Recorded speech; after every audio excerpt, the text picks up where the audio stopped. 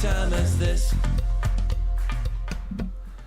And welcome to Round Table for such a time as this. Please, in order for this to work, we need questions. We need co-hosts. So if you could log on, type in your questions, type in your comments as we discuss Karen. I didn't put the quotes on there, but Karen and violence today. Karen. So we were at church prayer and we explained to people we were going to talk about Karen. Let me introduce Karen before I introduce you to our esteemed panel. And we'll get to them soon. We have an esteemed panel. Karen number one. Karen, no, come in yet. Karen number one, Karen number two, and for this first argument, Mr. Karen number two. Okay, so let me explain what Karen is. So, on the activist mom, you have the Washington Post editor declares white women lucky. We are not calling for revenge. This is not a lady who is walking down the street. This is not a lady without any influence. This is an editor, not a contributor, not a writer, a Washington Post editor who declares white women are lucky. We, and I'm assuming we is black women. We, because she's a black woman, we are not calling for revenge. Global opinion editor for the Washington Post, Karen Atta. It's funny, her name is Karen. Karen Attia, is no doubt coming to terms with this harsh reality after being slammed for a now deleted tweet in which she said that white women are, quote, lucky, close quote, that black women are not calling for revenge. Karen Attia wrote in a since deleted tweet, the lies and tears of white women hath wrought the 1929 Tulsa massacre, murder of Emmett Till, exclusion of black women from feminist movements, 53% of white women voting for Trump. She just equated voting for Trump with the murder of Emmett Till. Woo! Karen number one. I can't wait to hear from Karen number one and Karen number two here. But I just want, hold on, we're coming. 53% of white women voted for Trump. White women are lucky that we are just calling them Karens and not calling for revenge. Karen is a derogatory term for white women that is popularly used in memes and social media comments and refers particularly to white women who are likely to complain to the manager of an establishment or call the police on black people. So we're going to see if Karen number one and Karen number two, when the last time they called police on the black people. So we've got some Karens here. All right. Rather ironically, her name, Attia's first name, Attia is Karen. Nonetheless, her inflammatory tweet was deleted, but not before screenshots were captured. It is certainly a chilling note that at least 1.3 thousand people liked the tweet before Attia realized it was perhaps a bit inappropriate. A follow-up tweet that was not deleted reads, This is not patience and strength. It's the result of knowing the price of resistance and that much blood would be spilled. These are threats. These are threats. We must get away from the idea that enduring abuse is admirable. Abuse. So before I go any further, I've got some other stuff to read from here. But before I go any further, let me hear from Karen number one, formerly known as Professor Abigail Ruth. Professor Abigail Ruth, what is your response to being called Karen? I think I'm going to be really underwhelming on this because this, first of all, this is so so dumb. I don't even know how to respond, and I am praying for guidance because there is so much there's so much slander here. There is so many lies. There is so much obvious idiocy that I don't even know how to respond to it in a godly way. And I am praying for that, because where do you even begin with something like this? This is a woman who is an editor at the Washington Post. Please talk to me about how oppressed she is and how much I'm oppressing her. Help me out here. I better stop now. I'll leave it to Karen number 2.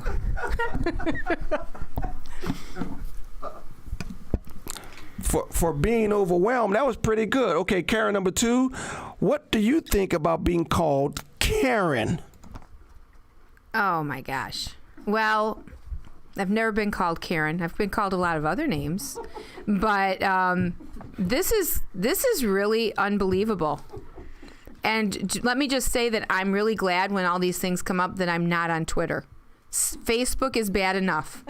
So Twitter would probably put me under, but I just can't even believe that she would equate, because she talks about, the feminist movement and not including black women. And I'm like, well, first of all, I don't identify with the feminist movement.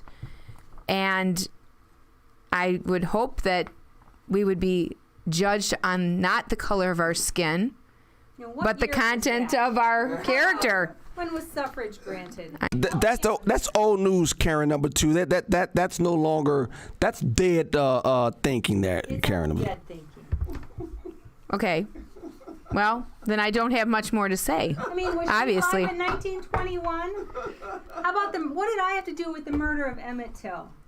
I'm not a feminist. I I'm never looking at excluded her from picture, though, anything. too, and I'm like, how old is this woman? She's not that old. She ain't young, she's an editor. Well, she doesn't look old. I just think it's really amazing. I wonder where her degree came from and what it was. That would be my curiosity would get to me. And she's ready. She thinks they should be calling for. Flesh that out for me. What exactly are you saying, lady? Oh no, she was clear. She was saying blood would be spilled. She was clear. Did you read that? That's not even good English. This woman is an editor. This is not patience and strength, period. It's the result of knowing the price of resistance and that much blood would be spilled. That sentence doesn't even make any sense. It may not be grammatically correct, but she's saying some blood will be shed over this issue. Remember how we were talking about things that Trump had said that were inciting violence? This is actually a lot worse than some of the things that he has said that people have questioned. I'm like, Which weren't even what they said. Exactly. I'm looking at this going, okay. And okay, so who you vote for also is going to go against you too. So who's being hunted down now? Right? Yeah. Well, Yeah. All right, Professor Eric, for this conversation, Mr. Karen 2, what do you have to say for this? First of all, I would prefer the Professor Eric than to the Karen. And I have a lot of things to say about this. And let's start with the editor. I'm pretty darn sure she got the job because she knew how to write. And an editor, and I don't know if she has it in title only, but an editor is primarily responsible for making sure what goes out is, among other things, appropriate at all times, because what is written is representative of that paper or of that, whatever that piece of communication is. The editor's responsible for making sure. Now, at certain times they get to write, but they get to write based on their expertise, their quote unquote proven expertise on how to communicate in an appropriate way. So obviously she went a little bit too far because she untweeted her tweet. Prof. Eric, what's wrong with your logic? What's wrong with my logic, or what's wrong with my grammar? What's wrong with your logic? You know the question around here. What's wrong with your logic? Too logical? Is that what you're trying to say? Well, you know what? Some things have to remain. I'm sorry. I mean, that's just the way I was taught. Sorry. Some of the stuff that's going on in this particular year is already out of the box and out of bounds and a couple of other things. So this basically just goes along with it. But how are you going to be, how's your name going to be Karen and you talking about Karen? That's not logical in and of itself. I'm just saying. You know what? Someone actually picked up on something that we missed. Running with Endurance says this. Oh, he retracted it. Right. We'll say it. But in essence, well, he basically said something along these lines. I don't know if he wants me to read it now, but he basically said something like this.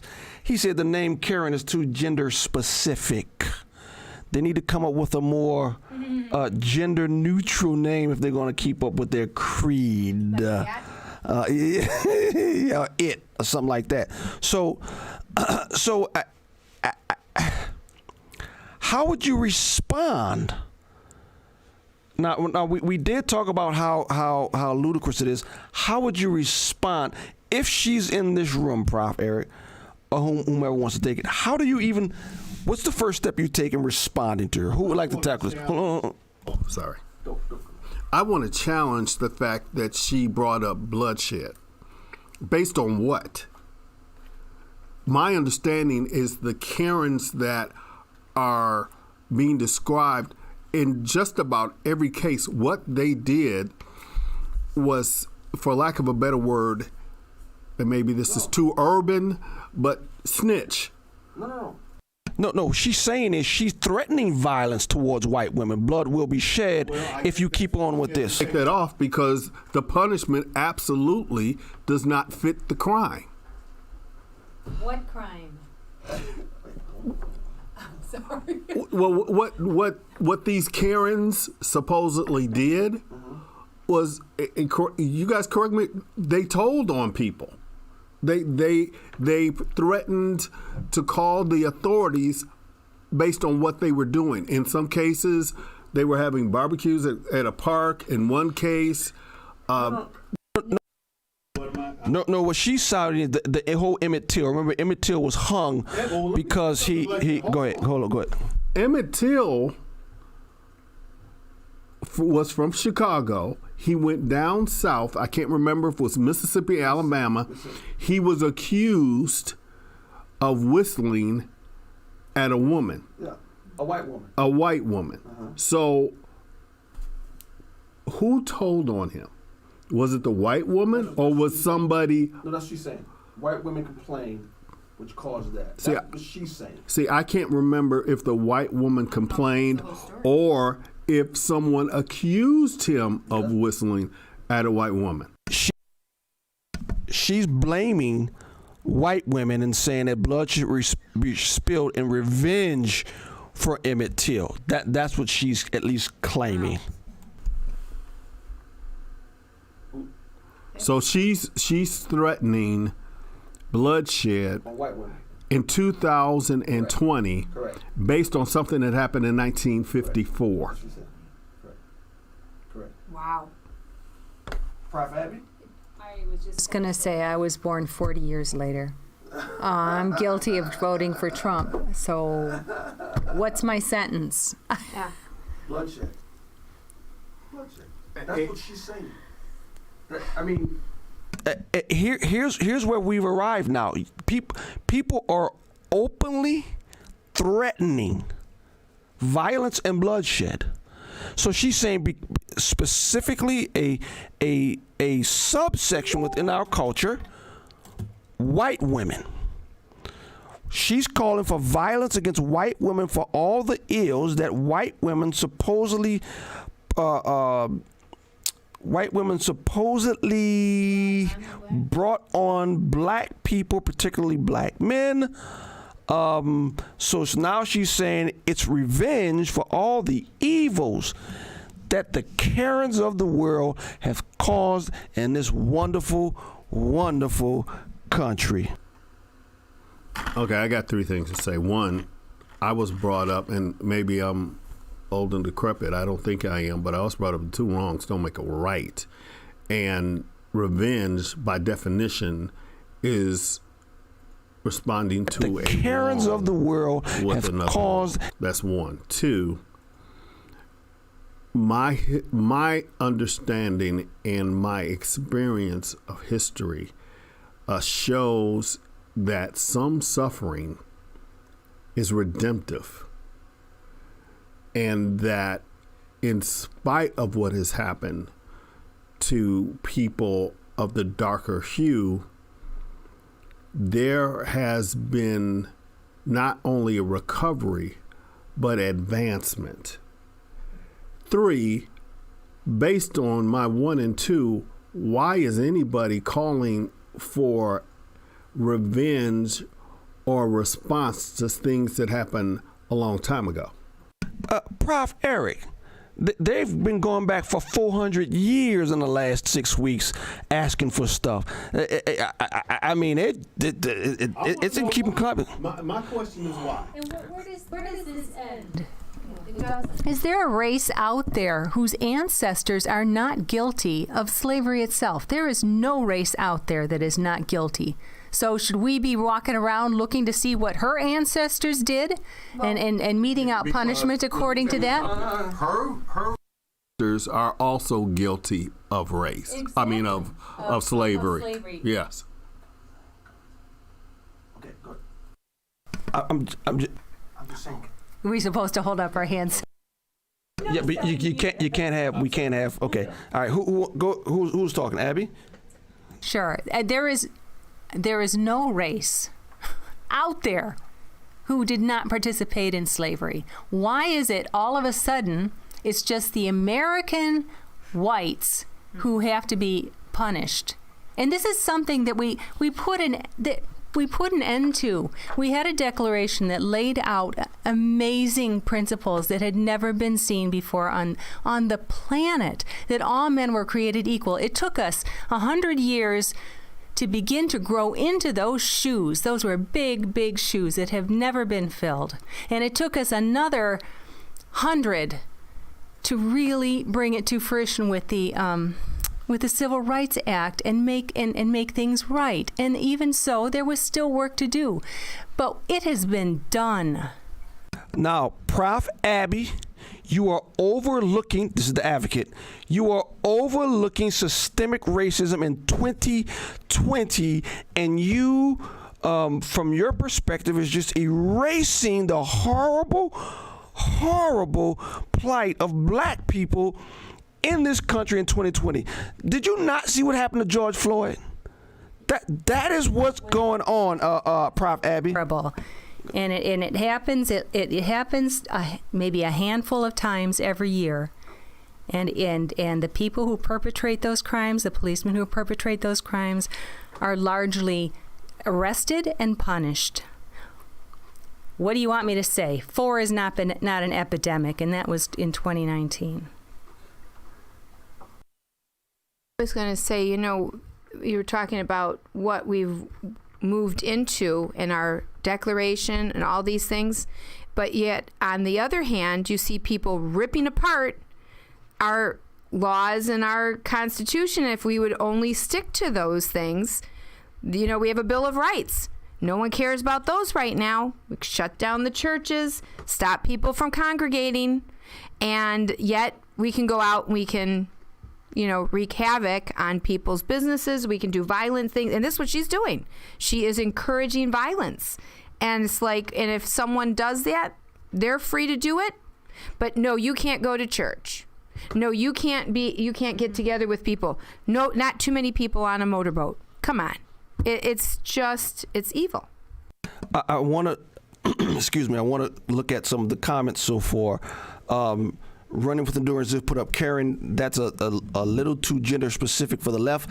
They're going to need an ambiguous name. But here is Sosorico. I hope I'm pronouncing that right. Let's not pretend, he says, that he or she, I don't know. Let's not pretend that American slavery wasn't much more cruel and inhumane than slavery elsewhere in the world. What exactly does that mean? Help me out. American slavery was cruel, but the Roman slavery too wasn't all that much better. And slavery in Egypt, where the little babies were thrown to the crocodiles, that was pretty cruel also. You know, the other thing too is what we're not recognizing. We're all this focus on America, we've abolished slavery. In fact, right now there's sex slaving, and all this trafficking that we're trying to get a handle on as well. But in other parts of the world, slavery is still existing. We're not talking about that. And some of these countries, it's not white and blacks, it's black on black. It's black and white, it's all over the place. No, you can't do that, Prof. Lisa Joy, because you're trying to you got to deal with the stuff here in America now. Don't do that. Oh, we could, but it's been how many decades, and we still can't put it to rest. I want to know exactly what would put this to rest. I'm playing advocate here. Let's just start off with the Karens of the world washing black people's feet and kneeling before black people, because that's what's going on right now, just to show contrition because, hey, Mr. Kathy did it. Mr. Chick-fil-A did it. So, hey, but that's a good point. What would put it? I don't know, Abby. I don't know. 65. How many more years do we have to argue about this? The Civil Rights Act was 1968? What? Civil Rights Act was passed in when? 1964. Oh. Okay. Civil Rights Act? Yeah, 64? 1964. Okay. So that was over 60 years ago. What is... There's some things we must have missed. What are they looking for? Can I say something?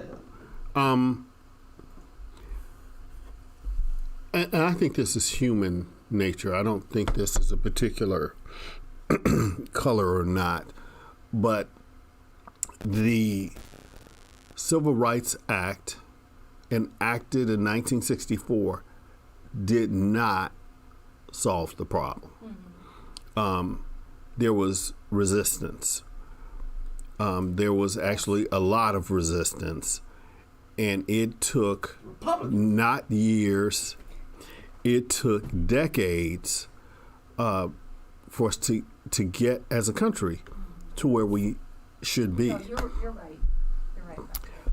I would venture to say, actually, it probably took a generation. And that generation is just about died off. The generation that followed it did not have the same type of exposure that generation did. So I guess I'm saying that there's always going to be some type of problem. Of course, because people are sinners. Right. And I actually, it was in the 80s, I went to a diversity seminar. And the moderator asked a very interesting question. He asked, let's say that the roles were reversed. Let's say that the people of a lighter hue were the minority and the people of the darker hue were the majority. What would happen?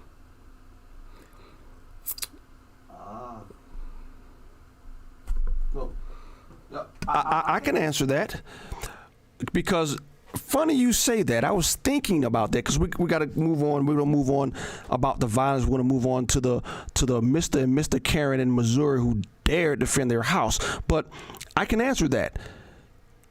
What you see in the culture now is that African Americans or the black community seem to have the upper hand. And how are they using it? Are they saying equal? Are they saying forgiveness? Are they saying let's now right the wrongs? Or are they saying wash my feet and bow before me? And when the actor, I forget, on Everybody Loves Raymond, no. Everybody Loves Chris. Oh, Chris Rock. No, not Chris Rock. The actor that played his dad. Terry Crews. When Terry Crews says you better watch out because it seems like black superiority is taking place. Oh, they crucified him. They went after him. He retracted a little bit and then he came back. But history tells us that black folks, when they get the power, they'll enslave a la Egypt and the nation of Israel. That when Arabs have power, they will enslave a la Muhammad and the Muslims. It happens all over. Before we go any further, let me look at some of the live chat. Oh, they going crazy here. All right, let's see here.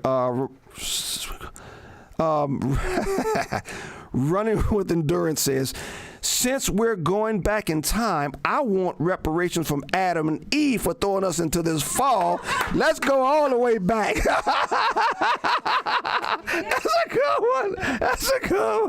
That's a good one. Prof. Chris, who's not in tonight, he's listening remotely, says the argument is slavery existed everywhere in the past among all races, yes. And slavery still exists today, yes. So Soroko, I think that's how you pronounce it. It says, true it does. Slavery today is tragic, needs to be stopped. Cobbs says it's demonic. Cesarico says, what would put this to rest is a good question. If those in power in the movement were being honest about the goals of the movement, we could come to the table and seek resolution. They say, I'm going to say, Cesarico, please let me know, Cesarico, if you're a he or she. I really don't want to mispronoun you. But it says this, that isn't the goal. I've spent time with these people for the last few weeks. So obviously he's been interacting. There is no answer to that question because resolving this situation isn't the goal. I think he is right. Order of chaos is the goal. Chris, I agree. This is chaos to bring order. Running with Endurance, Jack, by the way. Oh, okay, Running with Endurance. I'll call you Jack from now on, Running with Endurance, Jack. So we go from the lady Karen, using the derogatory term Karens, to refer to white people, saying hopefully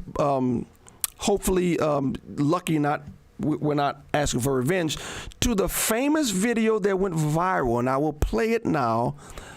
The couple in Missouri who was forced to defend their house against the mob. Let me play the clip real fast.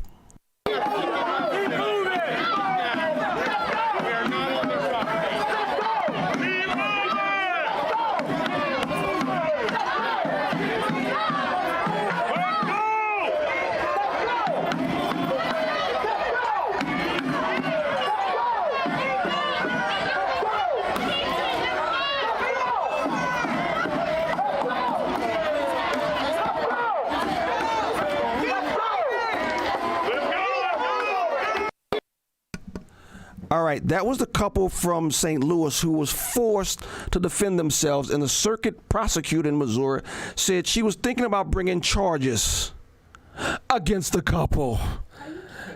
No, I am not kidding, Prof. Lisa Joy. Oh, I can't believe that they were exercising their Second Amendment right.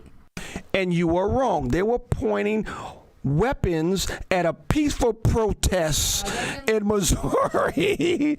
That's what the prosecutor said. And so they're thinking about bringing charges. Okay, can I ask a couple of questions? Because I don't know. One, Was there a permit to march? Permits doesn't matter because it's on private property. I can't get a permit to march on in your yard. That's my point. First of all, that was private property.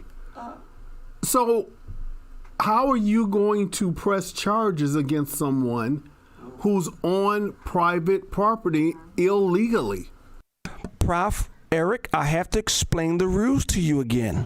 When you use logic, you cannot use logic when you are dealing with the left. So you keep making that mistake. You know what? Okay, that's all I want to say. There's nothing you really can say. Oh, I could. Oh yeah, I could. You really enjoy being the advocate. I'd like to be on the other side. No, I'm serious though. He's using logic. You cannot use logic when you're dealing with these people. You really can't, but you keep doing it to try to understand them. I'm sorry, and I'm not sorry. I'm going to say this. If I saw via media a person on more than one occasion try to defend their property and they get beat down and the property goes up in smoke along with my dreams and my future, and I see a group of people break down the gate to my gated community, which is private property, and there's a sign that says such, I'm going to get my AR-15, as many as I got, because I'll put a couple on the ground to make sure if I run out of ammo, I can get some more. And I'm just going to stand there, and just like he did. I was all for pulling the trigger. I made a video because you could look in the picture. It seemed like a firearm pointed at his wife. So I want to read some. And as soon as that happens, no, it's not going to be an arrest position. Yeah. So here's. Well, we got a peanut gallery here. As they say here. Hot wife. Sorry. Prof. Chris says they were not trained to handle firearms. They were not. That was obvious. Sasarko says she is so comfortable with that pistol, she's holding it like a cup of tea. You remember her? Yeah. That was good. Yeah. She's pointing her gun at the people, and several times his rifle was aimed at his wife. That was true. That wasn't an accident. That's funny. that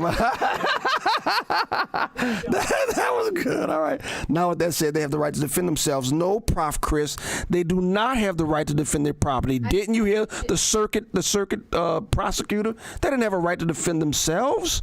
That's what she said. Just see. Said. You know what? Hold on. You know what? Prof. Abigail has to educate you again. I said they don't have the right to defend themselves. They're white. What don't you understand, Prof. Eric? She told you. Okay, you know what? Okay, I don't know what the laws are in Missouri. And the prosecutor doesn't either, Prof. Eric, but... Well, I don't know now. I just know that if that had been Chicago about 5, 6, 7 years ago, the prosecutor would have been correct, but something changed all that. Yeah. So I thought Chicago was the only knucklehead municipality where you couldn't have a gun and those types of things. And in all seriousness, what we are seeing in the culture is very dangerous. What is literally happening is the white community is being stripped of all their rights. The white community is being stripped of all their dignity, to the point to where you have a mob of people break into a private residence, break down they literally broke down an iron gate, being filmed. They were on this man and this woman's property, and there's a picture that I showed. It seems like a firearm in the crowd. Now, here's where I think McCluskey, I think their names are Mr. McCluskey. He's a lawyer, but here's where I fault him.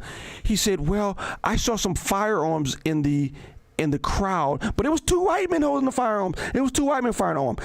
I saw the picture. That was a black dude holding that gun, but it seems as though we're at a point in the culture where he's so afraid. He's got to somehow, he can't even blame black people when black people are pointing firearms at his wife on his lawn. He's got to somehow dress it up to say, no, it was white people pointing the gun. No, it wasn't. I saw it. That was a black dude that was pointing what looked like a gun. To being in a courtroom and having to defend. Wait, hold on. Go. I'm sorry. Go. Well, I was just thinking, if him and his wife are attorneys, they've seen this all too much in the courtroom play out. Don't you think? What? Well, the whole race thing. Not only is he a lawyer, he's a civil rights lawyer. He's a civil rights lawyer who represents black people, right? But he's a racist, though. See, again, he's a racist. And I saw him on an interview on television. Stop right there, because you know what? I'm getting so sick of that term being thrown around. What racist? I mean, it's like, look at your color of your skin. You must be a racist. You don't know me. You know nothing about me. And it's just unbelievable to me that people can do that. But that's where we are. That's how messed up we are. That is where we are, because they have no rights, literally, because Prof. Abby said it, because they're white. I was just going to say that I think if you strip back enough layers of the onion, race is really just the prop that is being used by people who want to take the whole country down, and that's their method of doing it. I mean, if you look at the Black, and we've talked about this before, the Black Lives Matter website, it's clear that they are Marxists. Marxists have been here and even embedded in our government since at least the 1930s, probably before. And they're making their move, and they're using race, and they've agitated and community organized for decades amongst, interestingly enough, in academia, and at lower economic poor people in poor black people in cities, and so now, race is really the pretext. That's not the end goal. But don't just blame poors in inner cities. It's the white suburbanites who are buying into this. My goodness. Part of that, I think, is the academia, because they're mostly college, miseducated, and then there's totally indoctrinated, and then there's this middle, and it's even my generation and younger, which wasn't necessarily totally indoctrinated at college, but somehow has zero moral clarity and zero moral fiber. They're just silly putty. And they'll say whatever it is that allows them to keep their own personal peace and their own personal toys and their own peace in their life, and they'll go along with anything. We've been seeing it for decades, literally anything. There is nothing that they wouldn't stand up for and wouldn't stand against. And before we move to the last topic of Jeff Bezos, and I'll introduce that topic, what happened with him, I want to go back to the board here. Let's see. Ooh, man, how many? Wow, they really went crazy on this thing here. Oh, wow. So, Prof. Cripps thinks that if that couple was in Illinois, they would be prosecuted by now. Illinois requires us to retreat in our homes. That is true. That is true. You know what? I'll just say it. I don't care. I'm just going to say it. I learned in my conceal and carry class that you can be in your house 3 o'clock in the morning. Dude could break into your house, and if you shoot him, you still got to prove that your life was in danger. Literally, when you go to your conceal and carry class, not only so him being in your living room when you're looking at him is not enough. He's got to actually be coming toward you in order to justify a shooting. To which my You got to prove the onus is on you. But here's what my conceal and carry instructor said, and I'll say it. I don't care. My conceal and carry said this: it's real hard to prove against you if there's only one side of the story they got. so that's the instruction he gave us. He's right. Private Chris says you have to retreat, even in your own home. Jack said, all of a sudden the left are experts on weapons. Amazing. Yeah, that's true.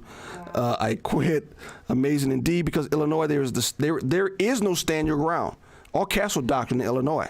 That's true, but I can tell you, Prof. Chris, there is a stand your ground in my house. Trust me, I don't care what Illinois says. Or even home protection or even self-protection. Yeah, my rights are being infringed, Chris says, which rights, according to James. Jack says, prime example, cop in Atlanta charged with homicide. He's right. What do you have to say about that? Real quick, let me kick it around here. Go ahead, Prof. Ab. It's a complete miscarriage of justice. And again, there is nothing so evil that the generation in the middle isn't willing to go along with it. I've never seen anything like this in my life. It makes me so angry. Who would want to be a police? No. A dude fights you. He grabs your weapon. Wait. I think that's the point. To make it, to bully people into not wanting that job, so that officer friendly is not officer friendly, is someone you don't know, put there by the government, so that they would do whatever you needed to do.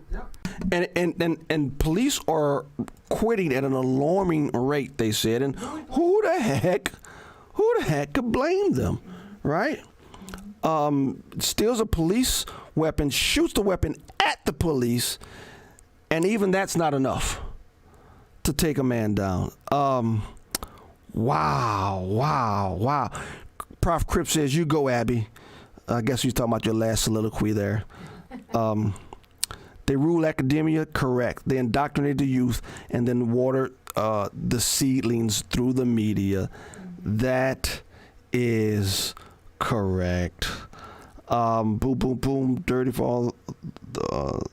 While shielding themselves behind historically oppressed people and giving themselves the ability to mark and dismiss anyone who opposes them as racist.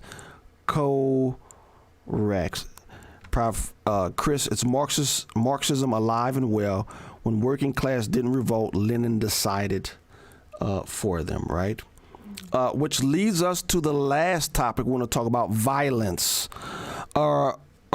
I think I shared this with Abby earlier. Do you all know what happened outside of Jeff Bezos' house in Washington, D.C.? His $23 million mansion. They erected, get this, a guillotine in front of Jeff Bezos' house. Now, I find that sort of ironic and funny at the same time, because Jeff Bezos is sitting in his house, his $23 mansion, saying, wait a minute, guys, I'm one of you. I'm a liberal. Don't come after me. Yeah, Bezos, dope. They don't care. They're anarchists. They're Marxists. It doesn't matter. They erected a guillotine outside a man's home. And you know what? I tell you what. Try erecting a guillotine outside Obama's house. See what happens. Try erecting a guillotine outside of Oprah's. Michael Jordan's. Heck, try to go into a project and erect a guillotine and see what happened to you. A black project. But here is the whole point. We've gotten to a point in our society where open violence against whites is accepted. It's accepted and it's encouraged. And I would say, Prof. Abby, Prof. Lisa Joy, Prof. Eric, if you don't have your conceal and carry, you better get it soon, because this thing is going fast. And I'm sorry, if I'm in my house, first of all, he doesn't know guns, because if I'm the guy in Missouri, I ain't coming out with my AR. I'm coming out with my shotgun, my 12 gauge, because every time I pull, 2 or 3 of them gonna go down, right? Because it's mushroom. I like that. If I saw a gun pointed back at my wife, I'm pulling the trigger. So in my video, I was half joking, pulling the trigger. But if I saw a gun pointing my way on my property after you broke my gate, I'm pulling the trigger. Sure am. I'm pulling the trigger. I think that's even defensible in Illinois. If they point a gun at you, absolutely. I mean, 100%, you are fully within your rights. I wanted to point out that on this guillotine, there's a sign. Listen to this. Support our poor communities, not our wealthy men. Now, I thought that was an interesting take on it. And then this is a Newsweek article, right? I bet you didn't know that now they're anti-Amazon protesters. They're anti-Amazon protesters. We have a new group. See, this isn't a part of the same old group, Black Lives Matter, Antifa. Newsweek. It's Tech and Science. It says guillotine placed outside Jeff Bezos' D.C. home by anti-Amazon protesters. Who said they're anti-Amazon? Newsweek. That's how they titled it. Newsweek giving cover for these people? I'm Antifa people? I'm going to say so. And then they have a picture of stop the shutdown. They have a picture of the reopen people here. I don't know. You know, this is so dishonest that I... You know what? Here's the thing. When the media controls what you think and see... When the media can control what you see, like cutting people out, putting only what they want. I listened about 4 years ago to a woman by the name of Immaculate. I'm trying to think of her name. She was a Rwandan genocide survivor. A believer, a Catholic believer, and she said there are two tribes warring, one tribe trying to kill the other. That tribe got a hold of the government, the media, and she said when they controlled the radio and the TV, you didn't know who you could believe, and they shut down the borders, and then they were just going to massively kill everyone. And she said when that happens, she said they can do whatever they want. And I've watched this, and I think about even, Dennis Prager's group going against Google and YouTube, and just like for such a time as this, not being able to find the things that you've already subscribed to because Google has a monopoly on it, and they cannot be prosecuted. I mean, because they claim to be a public. Exactly. They're called a public access, but they're not because they edit and they censor. And if you can't have it both ways. If you edit and censor, now you can be sued. Yep. But if you're public access, you have to allow all comers. And they need to be pulled out. Absolutely. They need to be pulled out because we have no freedom of speech. We have no freedom every one of those things is being taken away because they want to confuse everyone. They want everyone to be scared. And part of the confusion in all of this is, oh, by the way, let's shut down the country again. But it is absolutely amazing to me, again, how I go back to the critical race theory is the theory that is driving all of this.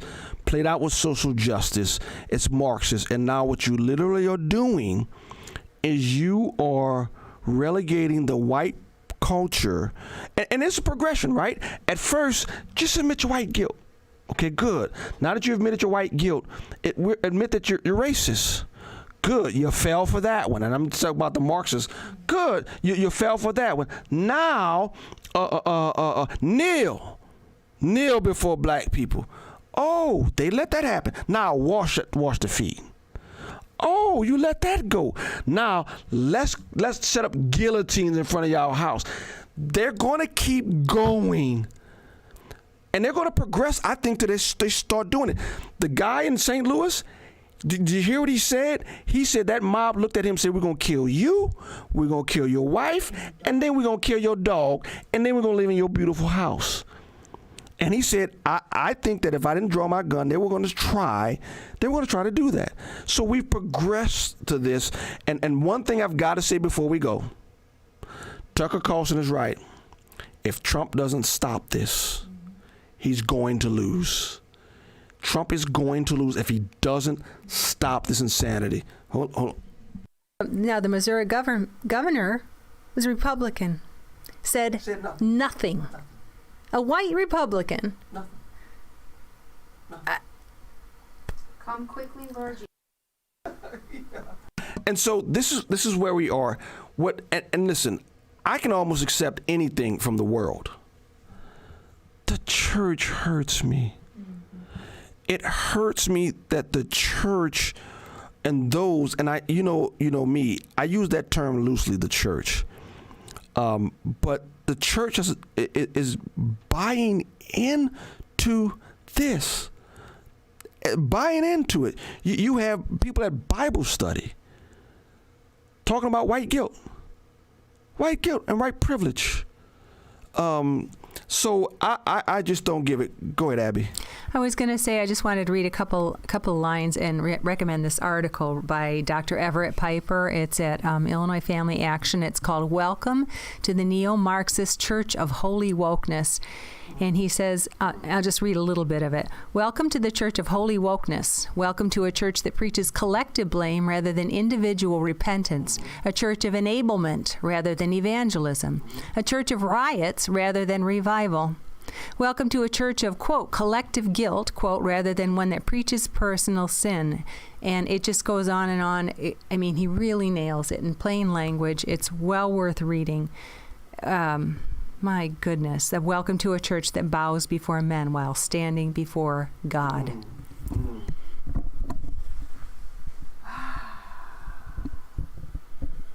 All right, we can't end like this. So I'll go around the table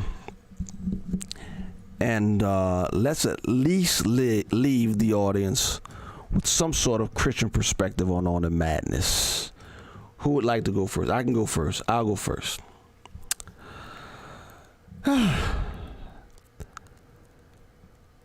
The church has to understand that the primary goal of every believer is to preach a message in which men are reconciled to God. The church's primary role is not to set up heaven here on earth or to set up a utopia. We can't do that. Only Christ can do it when he comes back. So to get engaged in these type of things, I am not saying the church does not point out sin. Of course you do. We at New Hope, we've taken flack for doing that. But whenever we spoke up in the culture, we never left the gospel behind. And I'll say it, guys like J.D. Greer and Tim Keller preach serving others, and they forget the gospel and they don't share it. They don't share, and what they're doing now, one talks about maybe there's a trap door in hell for homosexuals that I don't know about. Another says that the Bible whispers about sins. That's garbage. You want to know why? Because they're not preaching a gospel of repentance. And so if you're not preaching a gospel of repentance, what do you do about sin? You redefine it and you minimize it. And it's a different gospel of what they're doing. It is not the gospel in the Bible. And so look, church, we've got to get back to preaching sin, calling sin what God calls sin. In 2020, what that means is God has sexual standards. Homosexuality is a sin. Even though I love every homosexual, I love them enough to tell them the truth. There is no such thing as transgenderism. God made them male and female. Okay? When the LGBTQ, all the alphabets will stand before a holy God and have to give an account. So that's where we begin. Forget this a white guilt joke. This is unbelievably stupid to me. But it is. Even in the church, you have where you're picking out, well, not, I used to say it's the white culture. Now it's white women they're going after, specifically the Karens. And for anybody to sit back and let that happen, man, you really need to do a heart check. I mean, you really need to do a heart check. The Holy Spirit that resides in you will not allow that to happen. That's just my opinion. Who else has a word of encouragement for our people? Let's not leave them down. All right, Prof. Eric. 3 things. One, there was a show back in the day. I don't know if it's still on WMBI, but it was called Back to the Bible. I almost want to say enough said. Secondly, we absolutely cannot reconcile with one another until and unless we have been reconciled to God. Period. Dot. And the third thing is, human nature will never trump, no pun intended, the relationship between God and man. It won't. Jack on the Jack's a comedian. Jack on the board said this: what if I'm transracial? I identify as another race. I should be good. Pretty good. That's good, Jack. That's good, Jack. Okay, go ahead. I think that the one thing that keeps coming back to me, because I grew up having made some really important spiritual decisions at a very young age. And I knew back then that I wasn't going to be popular. That if I choose to follow Christ, that was not going to put me with the cool kids. And I think that we have forgotten that. And we have tried to appease and to blend in and to make people comfortable. And when you're going towards the edge of a cliff, you don't want to be comfortable. You want to be very aware of what could happen and what is going to happen if you don't change your route. And, that whole song of, I have decided to follow Jesus and the world behind me, the cross before me, I go, we need to start singing that more. I might be able to do something about that. I hope so. Yeah, I just, on a personal note, I really struggle with this. I'm sure you can tell by what I've said here tonight, because it makes me so frustrated and angry, because it's all so unnecessary and so destructive and so stupid on its face that oh my goodness. So I'm praying because I need help. I need a lot of help from the Holy Spirit, because I think this is going to a place where no one is going to be left behind. Everyone is going to have to publicly choose a side. And I want to be a good representative for Christ. And I'm not sure what that looks like when confronted with so much of this insanity. And I really need God's help, because I'm struggling with the love part. I'm struggling with the truth part. Has never been a problem, figuring that out, but I am struggling with how to articulate it in a way that might actually be winsome and pull some burning brands out of the fire. So please pray for me if you think about it next time you are all on your knees. Yeah, I think Jack summed it up well. You can't serve two masters. You must choose BLM or Christ. And you can't. Those two are clearly juxtaposed to one another. You can't do it. They were talking about the rich, going after the rich, and Sosarico said no. There's videos of them abusing homeless people, and I think he's talking about throwing firecrackers on a homeless guy. Remember that? That is just evil. That is just unbelievable evil. It's not like people have boundaries. I guess not. I guess not. Still have a goal. Yeah, they gotta go.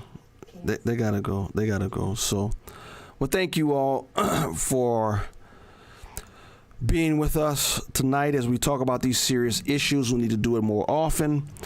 But again, God is still in control. He's sovereign in all things. We, his church, we just must continue and remain to be faithful preach the gospel, that all will stand before God and give an account. We all sinners. We all will give an account. Only if Jesus is in your life as your Lord and Savior, or you washed and forgiven in his blood. Other than that, you will pay for your own sins, and it will take you an eternity to do so. God bless. See you later.